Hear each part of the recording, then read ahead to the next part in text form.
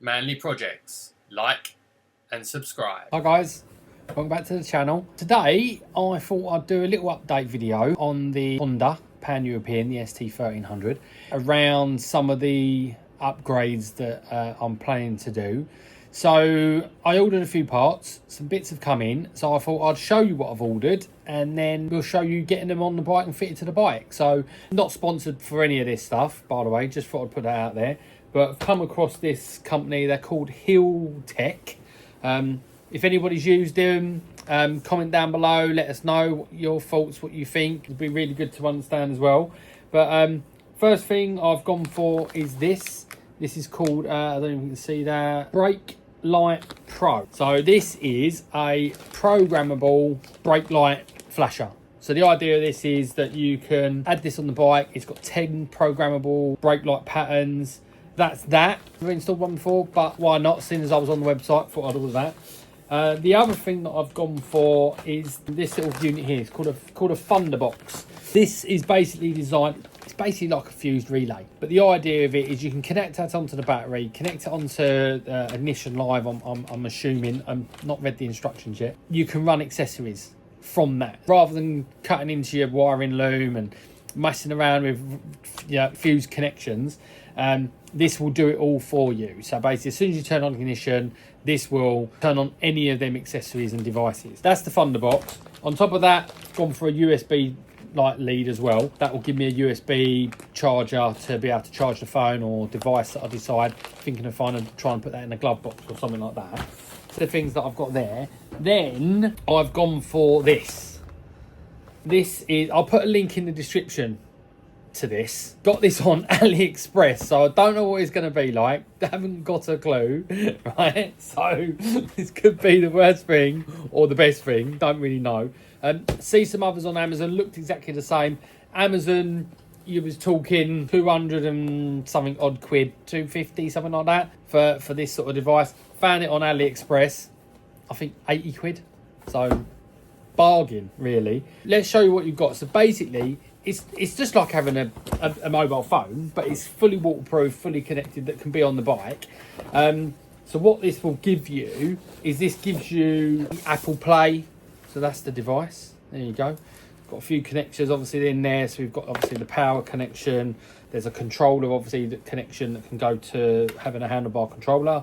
And then we've got these two connections which go to front and rear cameras. So I'll show you them as well. So that's the device. Similar sort of size, a little bit bigger than a mobile. But the idea of it is it's fully IP65, water resistant, touchscreen, and the controller as well. So if you're wearing gloves, you can obviously use the controller to be able to, if a call comes in, you can answer the call and that sort of stuff. So this is the idea. So the idea is that you Bluetooth your mobile phone to this, and then you can have Bluetooth out of this to your helmet that's got some type of built-in headset or Bluetooth availability, to be able to therefore take calls, answer calls, listen to music, sat nav, whatever it may be. That's what you get there. And then in the box with that, you get this. This is the controller. It's going to go on the handlebar somewhere, so I've got to figure out where I'm going to mount that.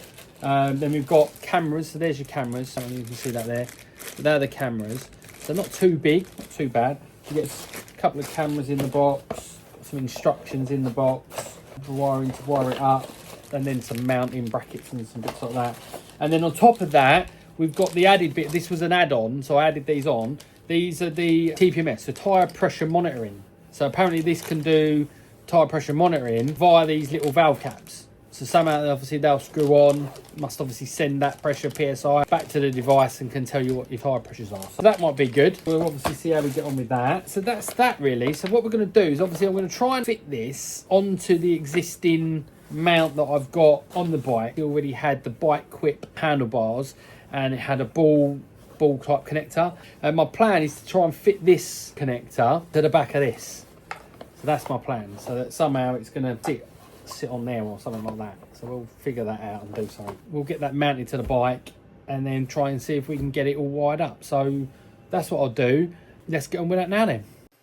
So we start with removing the side panniers, removing the seat, and then obviously taking off the side cover with 3 bolts, removing the access to the battery, remove 2 bolts to get the tank lifted, and then removing the bolts to the handlebars, so that the tank can actually be stood up on the stand. So as you can see, disconnected the side cover there to release access to the battery, and then got the tank.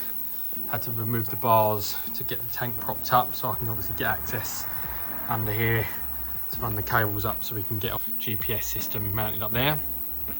But what I have found, as always, you know, finding a 20-year-old bike, lots of things already spliced in. Exactly the reason why I wanted to go for a Thunderbox, so that we don't end up with all of these types of connections, as you can see, where somebody is spliced into the main wiring loom. So that's now added a bit of a job for me, because now I'm gonna have to sort of figure out what that is and then tidy that up and go from there. So that's what I'll do now.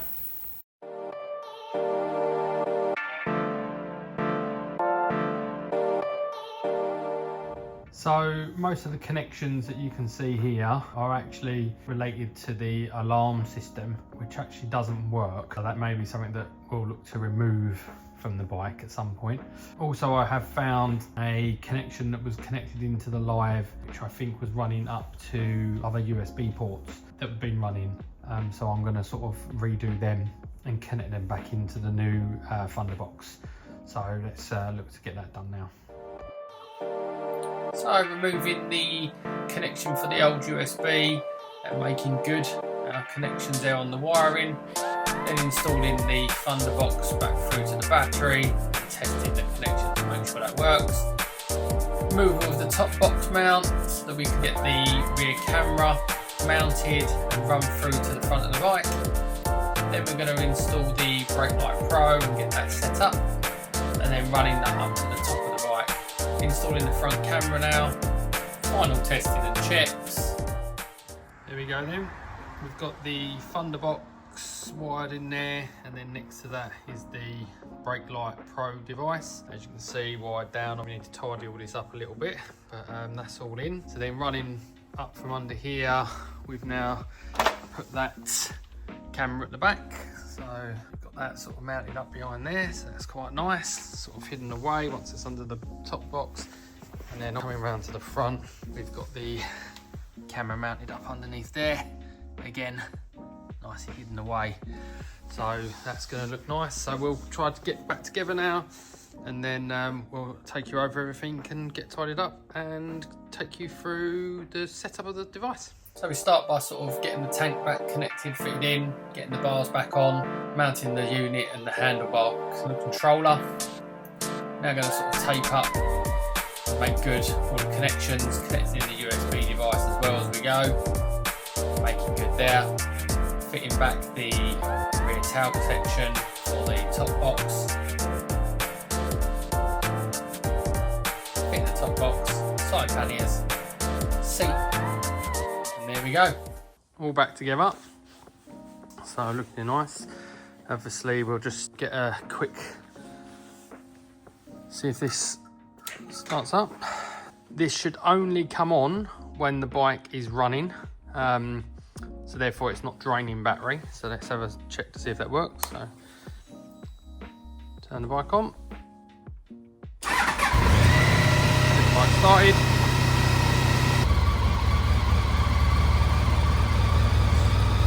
Go. Nice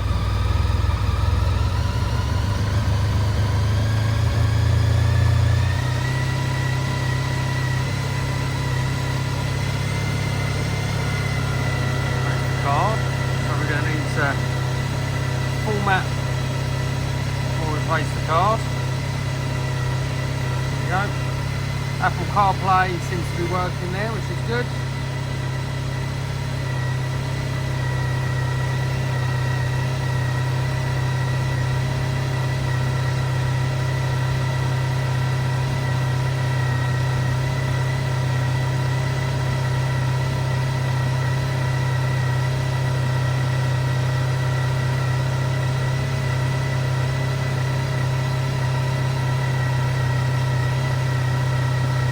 Tyre pressures, showing the tyre pressures.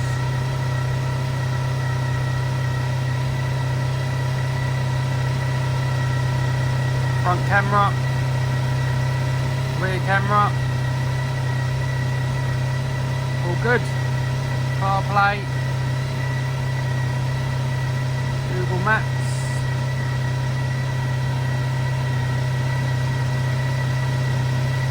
music,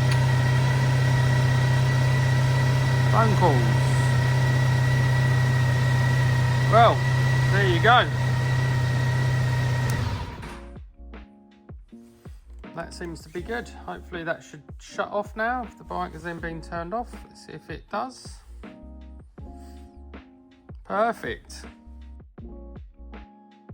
So another package arrived, which was the front windscreen. So I thought I would obviously get that replaced, as this one was a little bit scratched and a little bit worse for wear. So the new screen is the Puke screen. So it's slightly wider, has a bit of a bigger wind deflector, and as you can see, curved sort of front lip at the top. So just to help with that bit of wind deflection. So this is an easy process, removing the 4 screws and the 4 bolts and then swapping them over and replacing it. It's a very, very quick process. So there it is, new screen. Let me know, tell me what you think.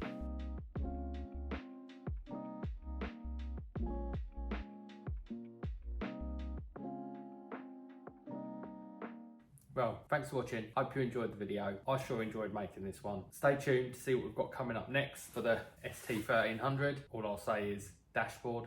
Till the next one, bye-bye for now.